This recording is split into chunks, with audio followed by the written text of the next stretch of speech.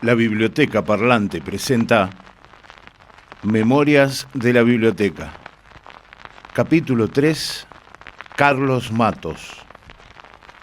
Bueno, mi nombre es Carlos Matos. Nací en la provincia del Chaco, en la ciudad de Resistencia, allá por el 66, hace mucho tiempo atrás. Y nací con glaucoma. Veía muy poquito en mi infancia y ese remanente lo fui perdiendo también en los años de mi infancia. Por ese motivo, cuando tenía 4 años, ya viviendo acá en Mar del Plata, mi madre, que era maestra, me enseñó a leer y escribir. Yo creo que ella sabía que en unos años más iba a perder ese pequeño remanente visual que tenía. Así que se apuró. Escribía en un cuaderno con los renglones remarcados y con letras de imprenta en grande. Así aprendí. Y después practicaba con las marcas de los productos que había en casa, ¿no? Arroz Gallo, Dentífrico Colino, que no están auspiciando esta entrevista, pero aceite cocinero. Lo cuento porque eran las primeras palabras que alcanzaba a leer y recuerdo el cartel de Fate cerca de una gomería. Entonces, al poco tiempo, empiezo en el Jardín de Infantes, número 5, actual 905, que está en Maipú y Marconi. Y bueno, me daba cuenta que no podía jugar a la pelota con el resto de los compañeritos, porque en ese momento usaba unos anteojos con mucho aumento, y cuanto más aumento tienen los anteojos, tenés menos campo visual. Entonces se me iba la pelota del campo visual y no podía jugar. Además, yo sabía que si se me llegaban a romper esos anteojos, ligaría algún chirlo, algún reto, porque eran muy caros. A los 5 años, cuando ya empiezo en el mismo jardín, en el preescolar, a la tarde, tuve de maestra a la señorita Blanca, que es la mamá de una compañera de trabajo nuestra, de Natalia Di Marco. Y la señorita Blanca, como sabía que yo no podía jugar a la pelota, pero que leía bien, me puso al frente del rincón del cuento. Y yo, te imaginás, para mí era un orgullo decir, bueno, claro, por ahí mis compañeros me cargaban porque había cosas que no podía hacer, porque tenía anteojos grandes y esto y lo otro, pero bueno, el hecho de estar a cargo del rincón del cuento era algo importante. Entonces, ella me hacía leer, ella empezaba a leer y me hacía leer, continuar la lectura de ese mismo cuento. Y esos fueron los primeros pasos en los que hoy yo podría decir me sentí integrado o incluido, ¿no? Todavía no iba, obviamente, a la escuela de ciegos, estamos hablando del jardín. Tengo un recuerdo muy, muy lindo de esa época, y casi todos los cuentos tenían que ver con astronautas, chicos astronautas. Yo me acuerdo que a los 5 años todos queríamos ser astronautas. Era la época de la carrera espacial. Entonces me dedicaba a juntar figuritas y pósters de astronautas y cosas que tuvieran que ver con el espacio. Y recuerdo perfectamente las etiquetas del chocolatín Milky Bar, que tenía dibujos y láminas en el que aparecía el Apolo 11, aparecía el módulo lunar, la pisada de Armstrong. Esas son las imágenes que recuerdo. Empiezo a los 6 años en la escuela 32, primer grado, y yo ese remanente seguía perdiéndolo. Lo único que alcanzaba a ver sentado en el primer banco era el pizarrón verde, que para mí era una mancha verde en la pared, y una mancha blanca que se movía continuamente de izquierda a derecha y volvía de izquierda a derecha, es decir, retomaba. Claro, era la maestra que escribía en el pizarrón. Pero yo no la veía a ella, veía el guardapolvo blanco, que tampoco era el guardapolvo blanco, sino que era algo blanco sobre un fondo verde que se desplazaba. Ahora, como yo ya estaba alfabetizado desde los 4 años, cuando ella decía, por ejemplo, mamá, yo escribía mamá en el cuaderno, pero porque ya sabía escribir. O cuando decía perro, yo escribía perro, porque ya sabía escribir. Pero era un problema cuando ella escribía algo y no decía lo que estaba escribiendo. Apruebo primer grado y entonces ahí ya en el 73 ya no alcanzo a ver más las letras en el cuaderno y empiezo en la escuela 504, la escuela para ciegos y disminuidos visuales, que funcionaba en aquel momento en el casco de la estancia de los Recaborde, en 210 entre Gaboto y Elcano, muy lejos, pero fue una época muy linda a pesar de la distancia, porque había campo, o por lo menos veíamos como un gran campo, creíamos que era grande. Cuando uno es chico todo es enorme. Y bueno, ahí hice, en vez de hacer segundo grado, porque yo había hecho primer grado, todo ese año, el primer año, en el año 73, aprendo a escribir en braille, aprendo a usar el cubarismo para hacer matemática, el ábaco también. Con la pizarra del punzón hago braille y después paso a escribir con la máquina Perkins. Y bueno, fue una gran experiencia. Recuerdo a María Marta Arona, que fue mi maestra de segundo y tercer grado, o sea, de preparatorio, digamos, segundo y tercer grado.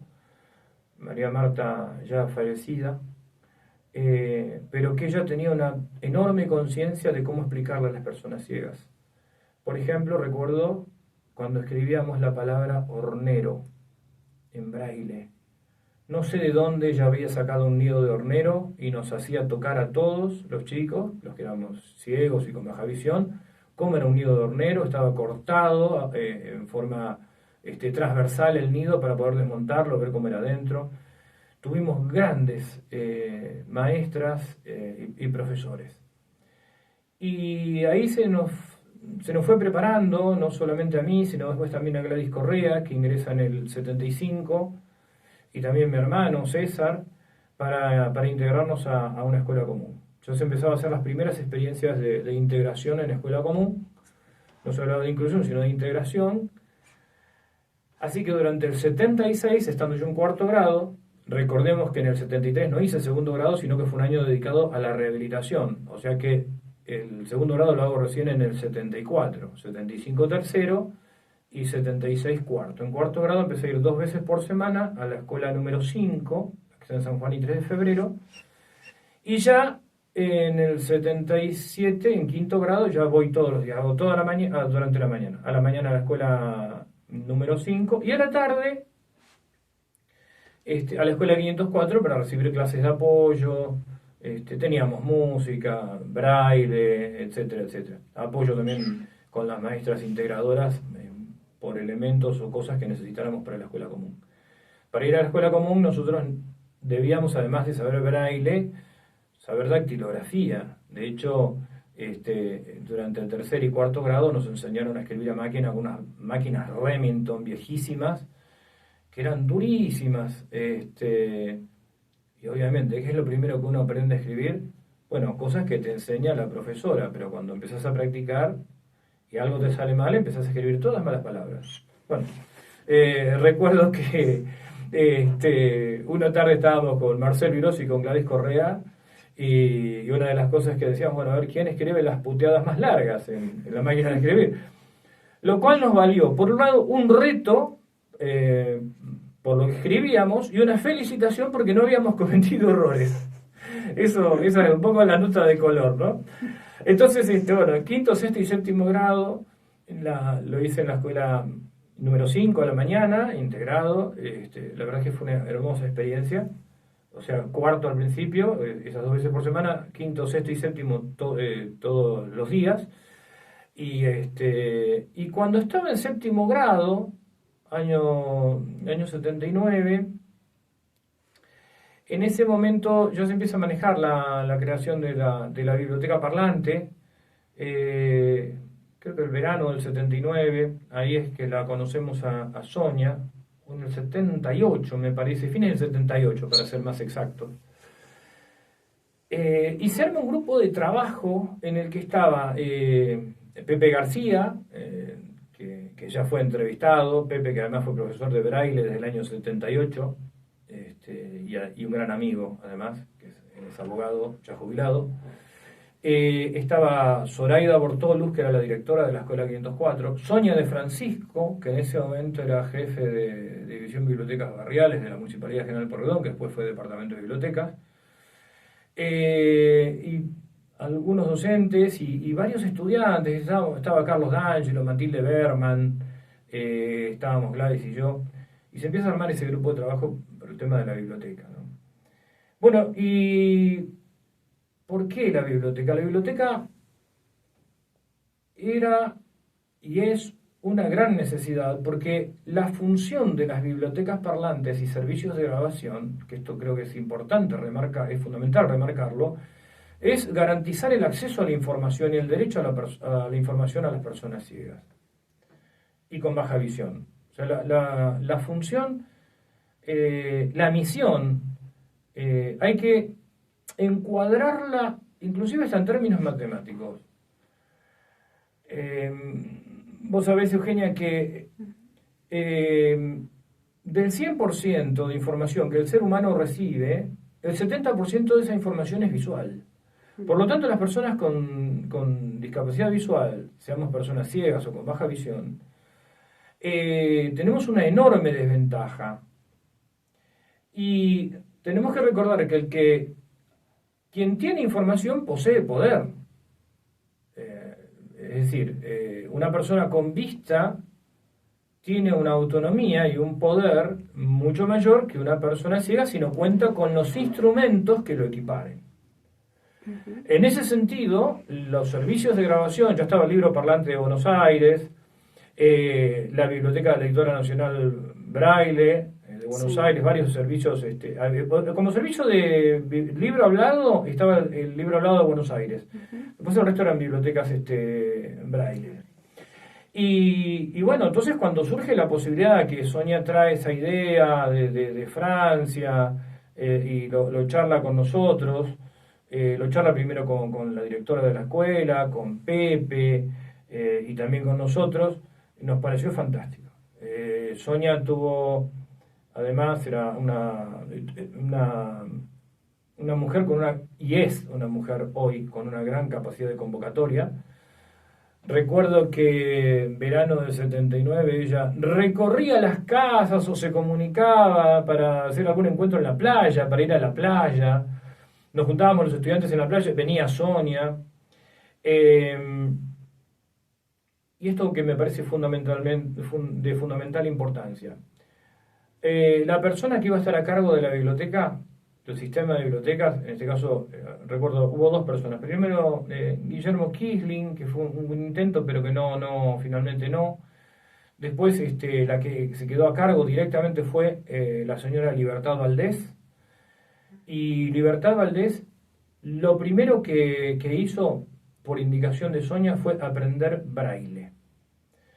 Libertad iba todas las tardes a la escuela 504, de hecho fue alumna de Pepe, a aprender braille para cuando la biblioteca parlante se pusiera en marcha, y siguió aprendiendo braille mientras estaba en funcionamiento. La biblioteca parlante empieza a funcionar en marzo del año 80 en Gascoño y La Barría, en forma provisoria, donde está la Biblioteca Depositaria de Naciones Unidas. Y Libertad durante parte del 79 y el 80 iba a aprender braille. O sea, ella dominaba perfectamente el sistema, y me parece excelente la actitud y la voluntad administrativa de Sonia de que quien debiera conducir los destinos de un servicio de estas características sepa cómo manejarse con una persona ciega y cuál es la forma de comunicación y de procesamiento de la información de las personas ciegas. Bueno, paralelamente a eso, en el 80 yo ingreso al Nacional, Mariano Moreno, iba a la mañana, a la tarde, algunos días a la escuela 504, y creo contagiados de toda esa movida, en el 81, yo estaba en segundo año del Mariano Moreno, en el 81 es cuando fundamos UMASDECA. Se funda UMASDECA, que es la Unión Marplatense de Acción Social por los Derechos del Ciego y Amblíope, el 15 de noviembre. Y muchas de las reuniones previas a la fundación de UMASDECA se hicieron, muchas se hicieron ahí en Gajón y La Barría, cuando la biblioteca estaba funcionando ahí, otras en el Valenciano, otras en las casas particulares, hasta que se hizo la asamblea y empezó y se crea UMASDECA. Y UMASDECA en ese momento sirvió también como grupo de apoyo a la Biblioteca Parlante de Mar del Plata. Paralelamente, la Asociación Amigos de todas las bibliotecas parlantes habían gestionado el espacio de la Plaza Peralta Ramos, acá donde estamos en este momento. Bueno, acá literalmente esto era un cantero, acá era pasto, ¿no? En este lugar. Y la Asociación Amigos de todas las bibliotecas gestiona el espacio y también establece contacto con el señor Amado, que el señor Amado es quien hace lo que fue la primera etapa del edificio.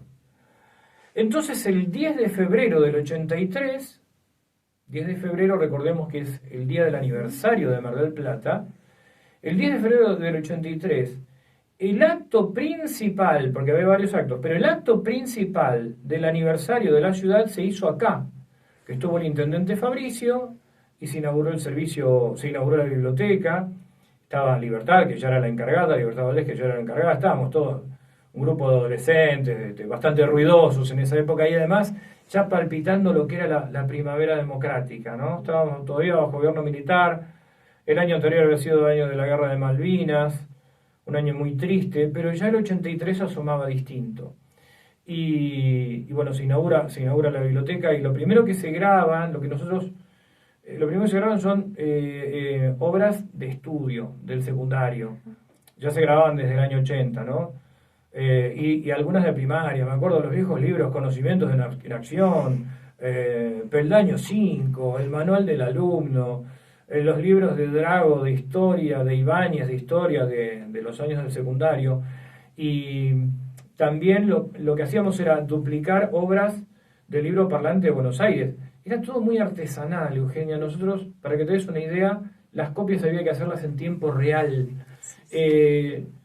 Yo traía mi grabador, Carlos D'Angelo traía el suyo, teníamos un puente hecho con un cable coaxil y 2 fichas, una ficha en cada punta, y así copiábamos los libros. Así que es un libro... Tenía, por ejemplo, 15 cassettes de 1 hora, eran 15 horas de estar controlando, bueno, tomando mate. ¿Cómo cambió todo, no? Ahora... Sí, cambió todo. Todo se hizo mucho más rápido, también creció de manera exponencial. Ahora, lo que yo recuerdo de esa época era la mancomunidad que había también con la gente del barrio. Y vos sabés que fue una época en la que hicimos muchas cosas, porque también en un momento empezó a surgir la idea de hacer una revista. La primera revista grabada del país fue la revista Oral Integración, de la que hay algunos números todavía, que la lanzamos en diciembre del 85. Y ahí volcamos un montón de información de la que habló también, algo habló Pepe, porque un mes antes, en noviembre del 85, se hace el 8º Congreso Panamericano de Ciegos acá en Mar del Plata. Este fue un hito importantísimo en el que la biblioteca jugó un papel primordial, porque algunas reuniones del comité de sede se hicieron acá en la biblioteca. En ese congreso, que vino gente de toda América Latina, profesionales, estudiantes, referentes, líderes, lideresas, se funda la Unión Latinoamericana de Ciegos. Se funda acá en Mar del Plata el 15 de noviembre del 85. Yo en ese momento era el encargado de prensa del comité de sede, así que tuve mucha actividad. Y lo recuerdo con mucha nostalgia porque tenía 19 años. O sea, uno lo ve hoy en día y dice, bueno, éramos relativamente muy jóvenes. No relativamente, éramos verdaderamente muy jóvenes, pero no teníamos conciencia de eso. Y entonces se crea, como decía, se funda la Unión Latinoamericana de Ciegos, que el primer presidente fue Enrique Elizalde, ya fallecido, y que a su vez constituye la Unión Latinoamericana una de las regionales de lo que es la Unión Mundial de Ciegos. O sea, es que todas las internacionales siguen la división regional de Naciones Unidas, que divide en 6 regiones. Sí. Y bueno, ese fue un rol fundamental que tuvo también la biblioteca en lo que fue la conformación del comité de sede y parte del comité científico del 8º Congreso, que bueno, ahí estábamos, estaba el doctor Jorge Fidalgo, Sonia de Francisco, por supuesto, Zoraida Bortolus, que era la directora de la Escuela 504, estaba Pepe también. Estábamos, yo estaba en la parte de prensa, como te decía. Hablo de la gente de acá de Mar del Plata, ¿no? Gustavo Goyeneche, que era profesor de educación física de la Escuela 504, que coordinaba todo el grupo de voluntarios. Y lo que tengo que comentar también es que los voluntarios de la Biblioteca Parlante, en ese momento el grupo de voluntarios, muchos se pusieron a disposición con sus automóviles para trasladar del aeropuerto hasta el Hotel 13 de Julio, que es donde se desarrollaba el congreso, a quienes estaban llegando a Mar del Plata, y muchos continuaron a disposición de todo el grupo del comité de sede del congreso para asistirnos a lo largo de esos días. La Biblioteca Parlante, cuando se crea, se crea con un registro de lectores voluntarios. Era, ya te digo, todo muy artesanal. Sigue estando los lectores voluntarios, para grabar obras tanto de texto como obras como obras de ficción, cuentos, novelas.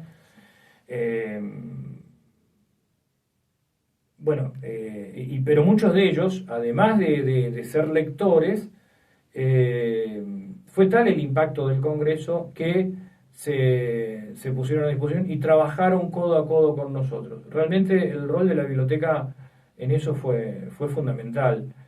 Y bueno, en el 85, yo en esa época me había metido en la Facultad de Derecho, que a decir verdad, yo no quería estudiar Derecho, yo quería estudiar Antropología Social y Cultural, pero me tenía que ir a La Plata. Sí. Y no tenía los medios para irme a La Plata. Recién hace unos años se abrió nuevamente la carrera acá en la universidad. Claro, recién se abrió acá. Pero en aquel momento, no tenía forma de irme a La Plata. Sí, me metí en Derecho, pero no estaba muy convencido. Hice casi toda la carrera, pero después, con el paso del tiempo, lo que estudié fue bibliotecología, me recibí, soy bibliotecario profesional y estudié periodismo en el sindicato de prensa de acá de Mar del Plata. Es decir que estudié periodismo con lo que hoy serían los periodistas de batalla, ¿no? Que eran muy buenos, tuvimos profesores excelentes, donde no te perdonaban una falta de ortografía, donde tenías que escribir, dominar la técnica de la entrevista, saber la diferencia entre una rueda de prensa, una conferencia de prensa, saber qué es un reportaje, qué es una entrevista, que son cosas diferentes, qué es una gacetilla, qué es un comunicado, dominar la técnica de la pirámide invertida, un montón de cosas que por ahí se ven muy, muy por arriba. Era prensa escrita, y yo creo que eso después también a mí me sirvió a nivel profesional trabajando acá como para, qué sé yo, el hecho de hacer un comunicado de prensa, cosas que son complementarias al laburo de uno, ¿no? Carlos, ¿vos trabajaste entonces en la Biblioteca Parlante? Sí, yo trabajé en la biblioteca parlante.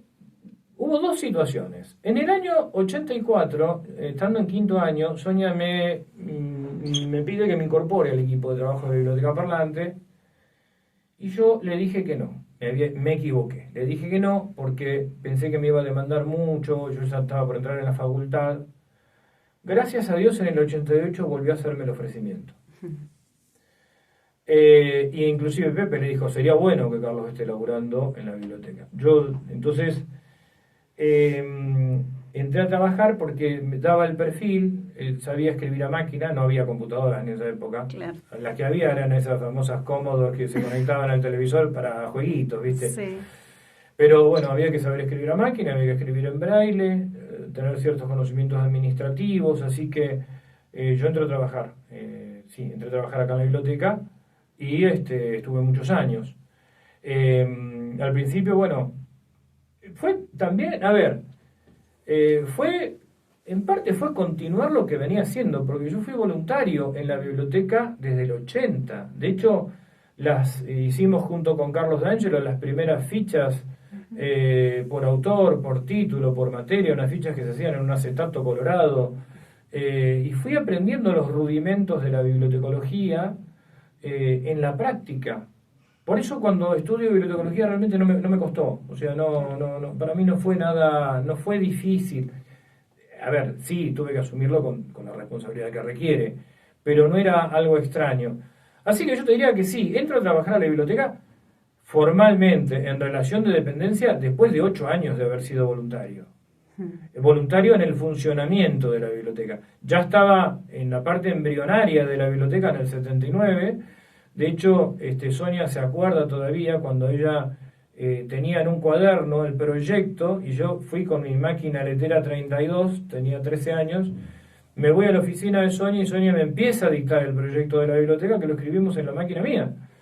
Que el proyecto obviamente era de ella, pero me acuerdo de eso, que ella me iba explicando cuál era su proyecto y lo dictaba y lo pasamos en mi máquina. Te diría que tal vez ese fue el primer laburo, el primer trabajo voluntario, pero ya sistemáticamente desde el año 80, ¿no? Y también la posibilidad de la revista nos dio la oportunidad de conocer mucha gente. De hecho, uno de los recuerdos más lindos que tengo es cuando en el año 86, cuando estuvo el Nano Serrat acá en Mar del Plata, que vino a presentar El Sur también existe. Estuvimos con Carlos D'Angelo, con Carmen y Daniel, dos amigos nuestros, en la conferencia de prensa. Inclusive le pudimos hacer unas preguntas al Nano. Esa fue una cobertura muy importante, además de haber cubierto también la Fiesta Nacional del Mar. Entrevistamos a personas como el Negro Dolina, personalidades como el Negro Dolina, eso fue ya en el 88. Una vez, recuerdo, vino Carlos Carela acá a la biblioteca, porque Carlos D'Angelo había ido a ver una obra de teatro y le comentó de la revista y Carela le dijo, no, pero quédate tranquilo que yo voy a ir así me pueden hacer la entrevista, y Carela vino acá. Bueno, ya te digo, nos dio la posibilidad de conocer mucha gente, de conectarnos con muchas personas, y la verdad es que la biblioteca en ese momento tuvo una proyección muy grande, porque era la primera biblioteca organizada con criterios bibliotecológicos. Estaba el servicio de grabación de Buenos Aires, el servicio del libro hablado de Buenos Aires, estaba también el libro hablado de la Fundación Braille de Uruguay en el 85, ya ellos tenían, pero la forma de catalogación y clasificación, o sea, con todas las normas propiamente bibliotecológicas, la nuestra fue la primera en su momento en cuanto a la organización. Así que bueno, sí, te digo que la biblioteca para mí es mi segunda casa. Acá vivimos sueños que se fueron concretando, sueños rotos, sueños inconclusos. Acá alrededor del cantero de la biblioteca yo di mis primeras vueltas en una bicicleta, ya sin ver. Los otros días nos acordábamos con una de las chicas voluntarias, una gran amiga, Alicia Beigum, que era la dueña de esa bicicleta. Hicimos locuras de juventud, como todo el mundo, ¿no? Qué sé yo, recuerdo también una vez cuando en esta misma plaza me subí a un ciclomotor. Yo no sabía cómo se manejaba un ciclomotor. Y claro, me agarro del manubrio y yo no sabía que con la manopla derecha se aceleraba. Y salía rápido. Yo me agarraba más fuerte para no caerme y aceleraba más todavía. Y me acordé que, bueno, pasamos para arriba del cantero, no me choqué contra el edificio de milagro. Tiene esas cosas, esas cosas han quedado, los concursos literarios que se han hecho, exposiciones de obras literarias. En el año 84, para el primer aniversario, representamos La Espera Trágica. La directora del grupo de teatro que integramos en ese momento era la señora Graciela Torres, gran amiga nuestra también, la hija de Libertad Valdés. Y bueno, tomamos como desafío a lo largo del 83 ver cómo podíamos representar una obra de teatro, y ahí teníamos que poner a prueba, porque no era teatro leído, teníamos que desplazarnos, teníamos que movernos, prácticamente todos éramos ciegos, salvo una persona que tenía baja visión.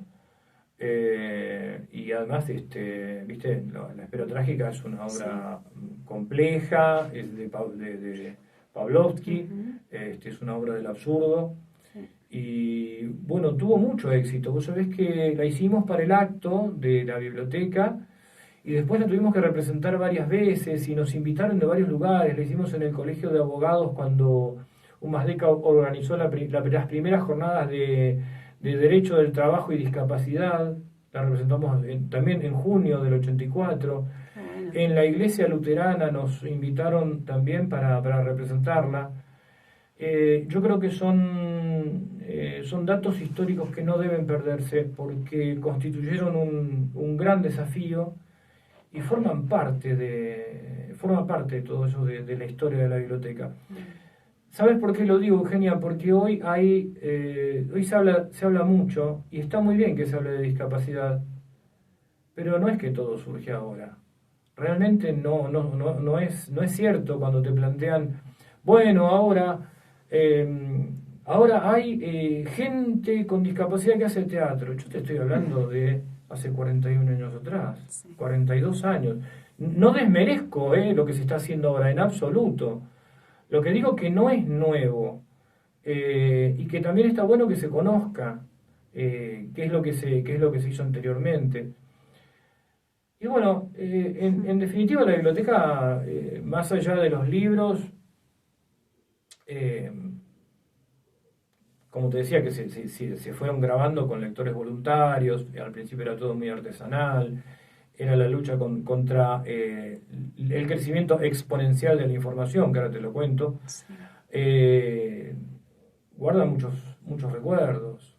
Creo que como a todos nos ha pasado, hemos venido a colaborar y después a trabajar con mucha alegría, algunos días con mucha tristeza ante alguna pérdida familiar, alguna pérdida económica, y tener que decir, bueno, bancar la situación, porque el usuario, el lector, quien viene, no tiene la culpa y no tiene que transmitir eso, o por lo menos tratar de... no sé, también hay personas que ya no están, personas muy queridas que ya no están.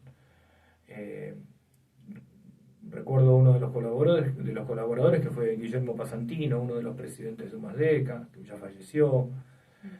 César Arnau, también ya fallecido. Matilde Bergman, compañera de trabajo, fuimos compañeros en la escuela 504, ella trabajó acá, una persona ciega, que tampoco está. Hay mucha gente que ha quedado, ha dejado su impronta. Hemos tenido muchas alegrías, muchas discusiones también, porque de hecho, para ponernos de acuerdo, muchas veces, en varias oportunidades, volcamos nuestros puntos de vista, éramos muy fervorosos defendiendo nuestros puntos de vista, pero todo siempre se solucionaba con un mate, porque sabíamos que cuando hay amistad uno se puede dar ese lujo, ¿viste? Y que además esa discusión está para construir algo, ¿no? Para establecer. Una de las discusiones más grandes que yo recuerdo es sobre los números de página de los libros. O sea, yo sostengo, y muchos de nosotros seguimos sosteniendo, y quienes somos profesionales, que los números de página en los libros tienen que estar grabados, porque cuando vos tenés que hacer un trabajo y tenés que citar una fuente, tenés que citar hasta la página, la edición, hay datos que no se pueden omitir. Había otros que decían, no, bueno, pero lo que pasa es que el número de página interrumpe el texto. La verdad es que no interrumpe el texto, porque cuando vos estás acostumbrado, no interrumpe el texto. Y acá hay una diferencia técnica que me parece que es importante marcar. Una cosa es un libro hablado y otra cosa es un audiolibro. Son cosas diferentes. Acá tuvimos de fuente ovejuna el libro hablado y el audiolibro. ¿Cuál es la diferencia? El audiolibro de fuente ovejuna era una grabación de Radio Nacional de España. Vos te sentabas y escuchabas, hecho por actores, todo el guión de fuente ovejuna. Pero teníamos también, ese es el audiolibro, pero teníamos también el libro hablado, que creo que era de Editorial Losada. Entonces vos ponías el cassette, porque eran cassette, y escuchabas la tapa, la contratapa, la tabla de contenido, los estudios preliminares, y empezaba propiamente el texto, y cuando aparecía una llamada, se leía la llamada, después se volvía. Ahora vamos a decir, bueno, tal vez para el disfrute de la obra, encima una obra de teatro escrita en verso, cuando tenés que intercalar una llamada, es complicado. Es complicado. Por eso son necesarias las dos cosas. Porque si, pongamos que estoy haciendo yo un ensayo sobre fuente ovejuna, no me sirve el audiolibro. El audiolibro me sirve para el disfrute. Pero si necesito consultar fuentes secundarias, terciarias, etcétera, etcétera, etcétera, necesito el libro hablado. Y eso es muy importante que se entienda. Una cosa es el libro hablado y otra cosa es el audiolibro, y hay que tener las dos cosas. Hay que tener las dos cosas para contemplar las dos posibilidades. Está buena esa diferencia, decirla también, porque debe haber personas que no lo sepan, y ahí está. Claro, y no lo saben, y ¿sabés qué pasa? Que muchas veces la gente, muchos que lo quieren para lo recreativo, que está perfecto, y yo estoy de acuerdo, yo ya me jubilé, y la verdad que, si bien sigo en otras actividades, por fuera de lo que es la biblioteca, me jubilé como bibliotecario, pero en este momento estoy como activista, en este momento no, o sea, desde siempre fui activista en estos temas de derechos de la discapacidad, siendo muy niño, tal vez sin darme cuenta, pero en este momento integro la mesa directiva de la Asamblea Permanente por los Derechos Humanos. Y entonces, te decía, muchas veces necesito leer documentos con todas las fuentes y todas las llamadas. Entonces, ¿ves? Ahí realmente es importante. Ahora, también me gusta escuchar alguna entrevista o escuchar alguna obra de teatro como obra de teatro y disfrutarla, ¿no? Entonces, esto es importante. Y en cuanto al crecimiento exponencial, que esto no lo quería dejar de contar a modo de anécdota, resulta que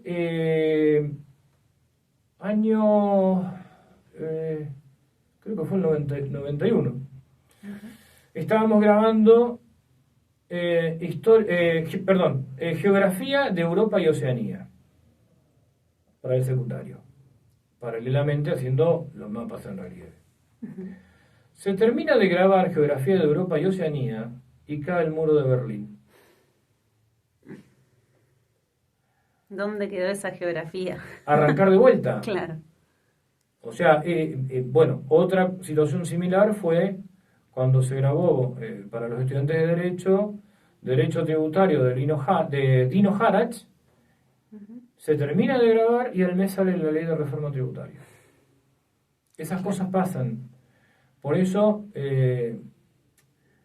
la importancia de estos servicios, porque la persona que ve, en aquel momento, bueno, de última, o compraba el libro, y si no podía iba a una biblioteca pública, Claro. y tenía el libro, o sea, estaba actualizado. A mí me ha pasado rendir materias mal, no por falta de estudio, sino por usar, y yo no haberme enterado a tiempo, que estaba estudiando de tratados y manuales escritos sobre legislación derogada.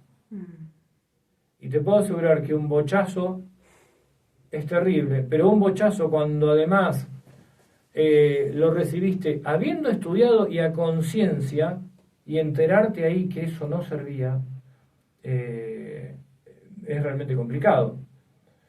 Así que bueno, con esa experiencia es que también se crea en su momento, que estaba Clara Belegarde, cuando vino Clara Belegarde acá, se crea lo que fue el banco de horas de lectura para hacer lectura personalizada acá directamente en la biblioteca.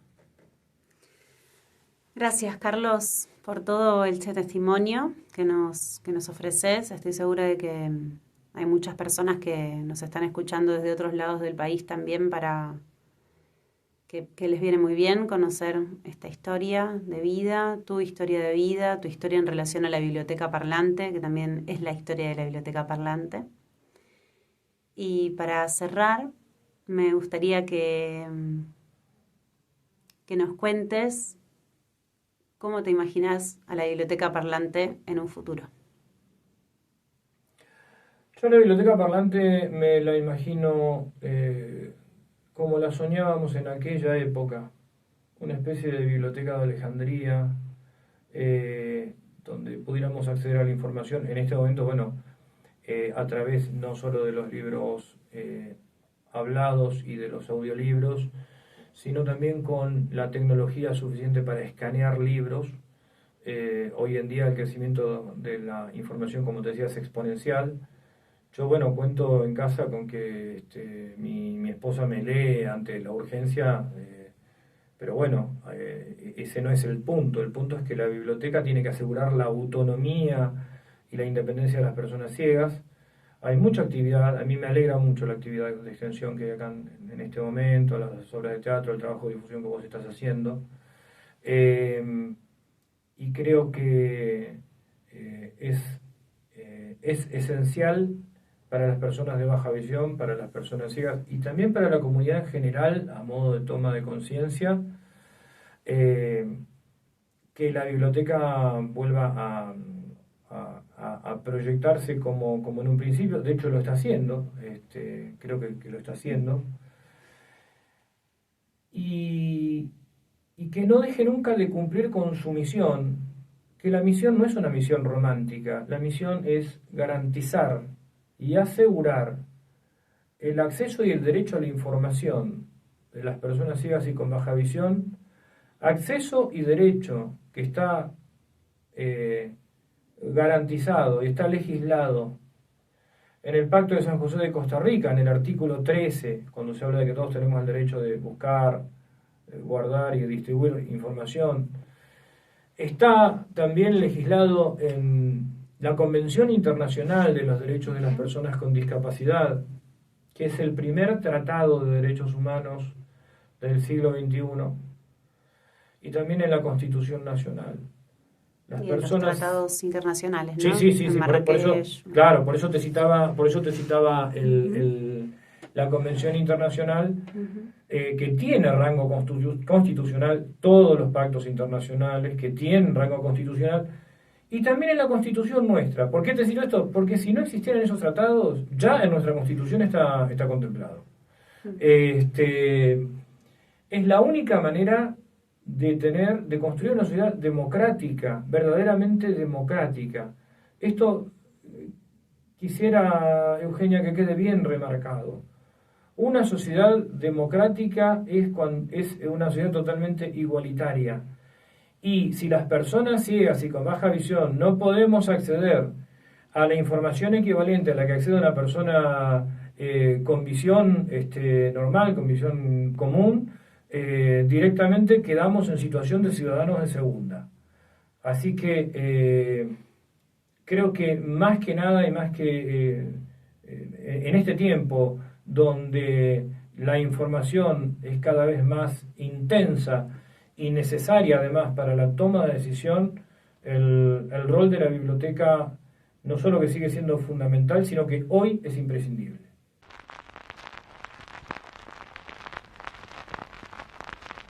Idea y realización Eugenia Sorsuti. Edición y locución Adrián Cepeda. Octubre 2025.